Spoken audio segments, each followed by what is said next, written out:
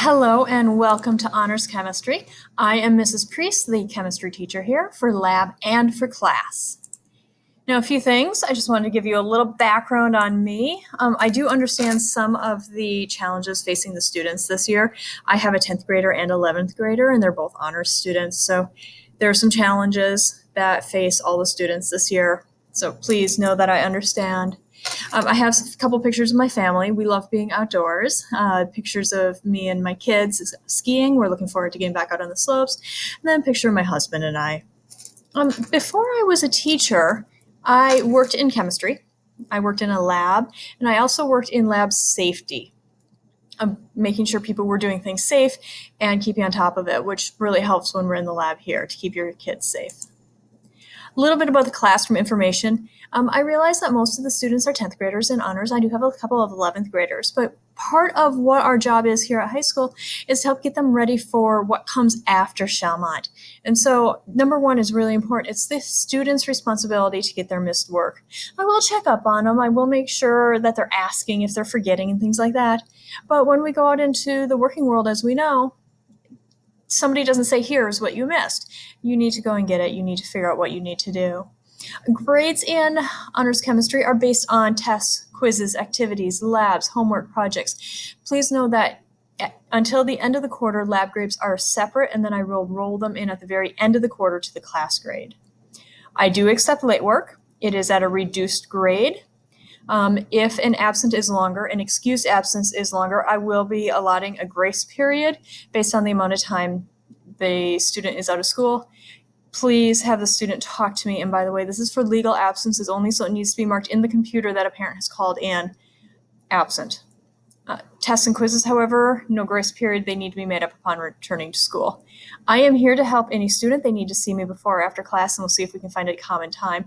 We don't have activity period this year, which does make it a little more challenging, but we will find a time. Since you can't come in, I did take a couple of pictures of the classroom.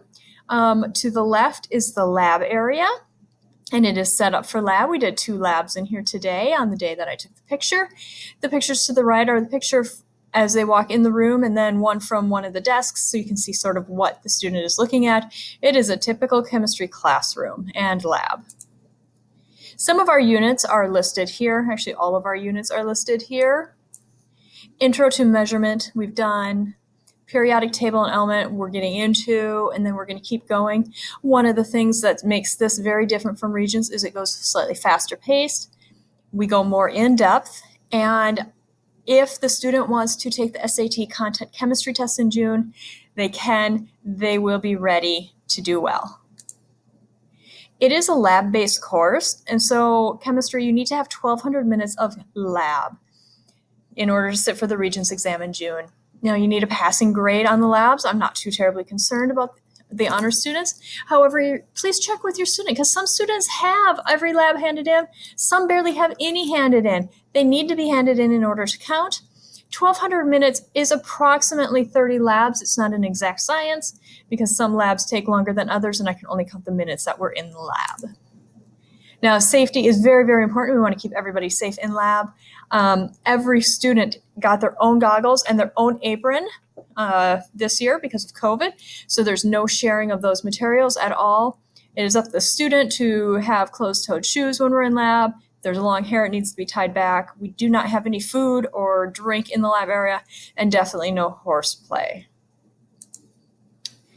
Now, we do try to keep Chalmont as green as possible. We reduce or eliminate any generation of hazardous materials and substances. What this means for your student is we do less hazardous labs. We do use safer chemicals. A lot of chemicals that we use came straight from Price Chopper. We do use other chemicals that are safe to put down the drain and in the garbage. I've checked all the SDSs. This helps prevent pollution. It helps minimize the possibility of an accident, all to keep the students safe. I do keep my Schoology grades pretty up to date. I try and make sure they're up to date at least once a week. If a student hands in something late, it will take a little bit longer. And if you're not on Schoology and would like to be, check the district website, please.